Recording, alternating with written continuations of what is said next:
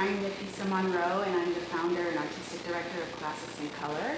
And I'm trying to experiment Periscope, talking about ways to help you work on your Shakespeare. So hopefully I'll be doing these in little 10-minute segments once a week. That's the goal. It's about 9 o'clock on Monday night, so we'll see how we do. So first things first, picking your Shakespeare monologue. One of the things that is very challenging, I think, especially for young people, is knowing what monologue is good for them to pick. Often, so there's a couple things that I will talk about, and then I'm going to save this and put this on YouTube, and I'll add in the links, but I'm going to tell you the links as well. One of the things that I think is really important to understand that often when people ask for a Shakespeare monologue, when they ask for that at an audition, they are usually asking for that to be in verse. And if you're not familiar with the difference between verse and prose in Shakespeare, you can consider prose to be just regular talk, regular speak. That's something like reading an essay. Most of the modern plays that we know today are written in what's considered prose. And verse is the other thing that Shakespeare wrote. That's the iambic pentameter. That's the rhythmic section, if you will, depending on who you speak to. But it is the area that's written visually, so it looks like poetry. Often, sometimes there are rhyming things in there. There are often very specific rhythmic things that happen. There's also a lot of, this is true in all of Shakespeare, there's a lot of literary devices being used. So, when you are choosing your Shakespeare monologue, that's something you want to get straight first. Are you going to pick verse or prose?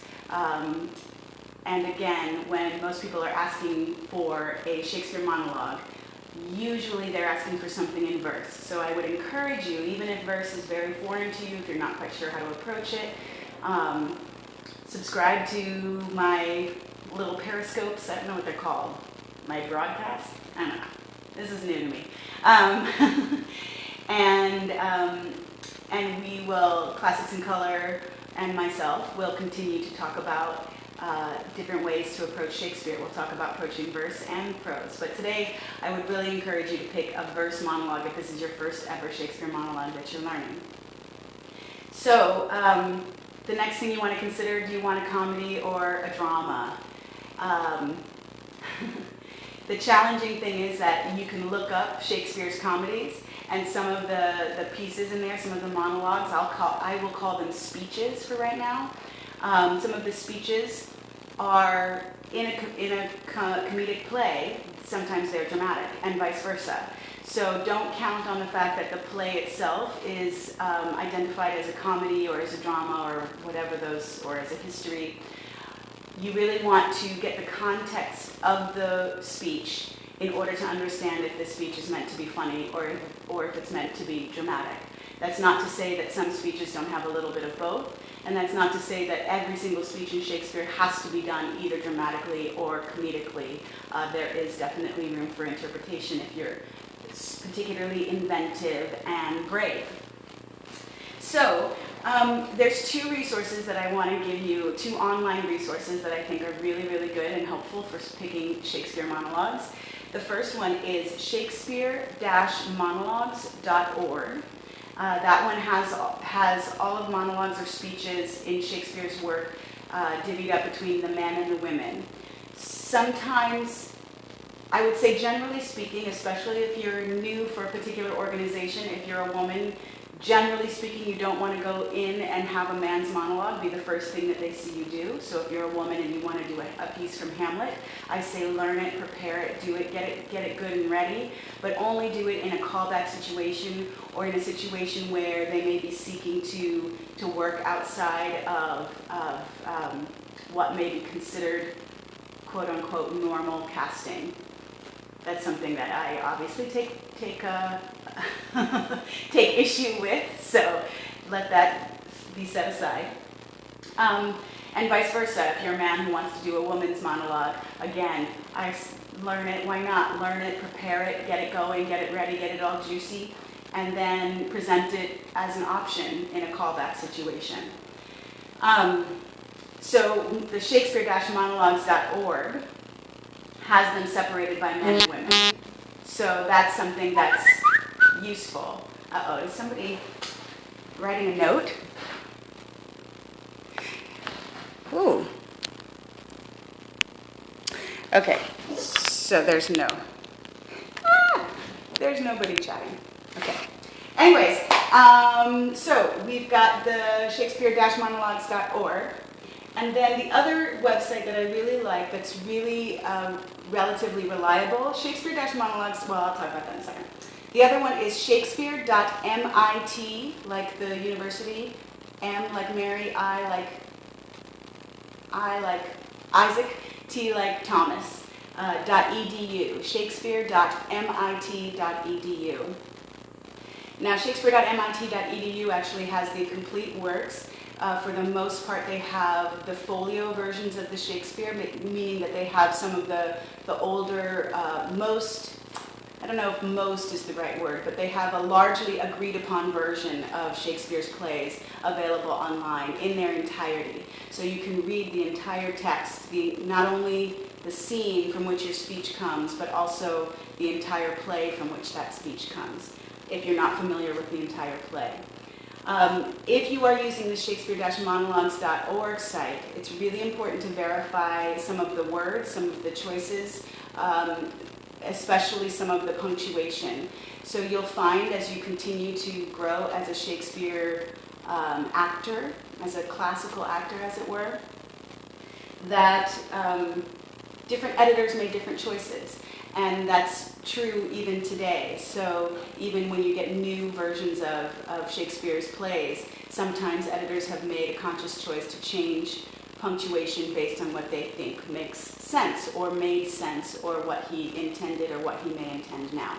So all of those are possibilities. So especially with the Shakespeare-monologues.org, they're pretty reliable, but you want to just verify all of that information. I would verify for Shakespeare.mit.edu as well. It's always good to have a backup confirmation of the words and the punctuation that you're using in your Shakespeare monologue. The other thing that I want to encourage you to do is to purchase. You can get them used now. They're not really inexpensive, but if you get them used, this one is all beat up and covered. This was my graduate school penguin. You can see a picture of my mom, picture of my theater directors, Patricia Briggs and Michael Litvin, rest in peace. That's a painting of my father's. And that's me, NASA. I used to work for NASA. Anyways, whole nother thing. So this is, oh, and that's Obama, the $1 Million Man in my brain. This is the Pelican, Shakespeare's complete works. So you want to own one. It doesn't have to be a Pelican. It can be, I also have the Riverside. A lot of people really like, I don't know if Arden makes complete works, but Oxford definitely does. Get a complete works. Have access to all of the plays so that if there's any reference in any of them to anything else that's happening or other characters, Queen Margaret exists across several different plays. It's sometimes useful to know who she was in the play before the play you're working on or the speech you're working on and who she might become. So sometimes that can be useful. So have a complete works available for you, a hard copy, in addition to the websites, right? And then I really, really highly recommend, and this is because of one of my mentors, Gary Logan, the Variorum edition. So this is a new Variorum edition of King Lear. So if I was working on a speech from King Lear, I would want to get my hands on a new Variorum edition. The Arden editions are very good, okay, I will say that, but they are based, for the most part, on the new Variorums. The Ardens do have some more current scholarship, but they also have left out some older scholarship. So something like this, we'll talk about this another time, but something like this has a lot of references. So here's the Shakespeare text, and here is the differences between different versions of the play in terms of when that particular version was recovered or written. And then here is the discourse, the research, the discussion about particular lines or words in the play and what they might be or what they really are. So a Variorum is a good book a good version of the play that you're working on, the speech from, the play of, you know what I'm talking about, right? I can't say it, but it's a good resource. And then, this is probably one of my favorite resources that I have. It's called the Shakespeare A to Z. It has all of the characters and the plays listed in here, and it gives really brief summaries of who that character was in the different plays, if that character recurs through different plays. It gives information on who that character might have been in real life, so that if you'd like to do even further research, you can. And it also gives information, so for instance, if I was looking up the play Julius Caesar, there's an entry in here that's Julius Caesar, the character, and information on their basic research, historical research, and who that person is in Shakespeare's play. And then there's also an entry for Julius Caesar, the entire play, and tells you some of what the story might have been based on, the changes that Shakespeare may have made, etc., etc. Again, all of these are very basic beginner resources. Everything is verifiable and something that you want to continue to do research-wise. So having these resources, choosing a gender-specific monologue, or speech, making sure that you choose comedy or drama, making sure that you make a choice between prose and verse. And the last thing I'm going to say about choosing a Shakespeare monologue is do your best to choose something age-appropriate, right? So if you're in your 50s, great. There's lots of good work for you to do in Shakespeare. Don't pick Romeo or Juliet. Don't go in doing Gallop Apace as a 50-year-old woman, or whatever the other monologue is that Romeo does. I can't recall it right now. So age appropriate is really useful and is something that I have actually heard producers, casting directors, and directors balk at when people bring in their Shakespearean monologue. So I hope that helps with choosing a couple of ways to choose your Shakespeare monologue. And next week we'll talk about how to start approaching it, how to break it down, how to get to work on it. Thank you so much for watching. I hope you have a great day. Feel free to visit classicsincolor.com. That's our website. We're a growing young theater company, and I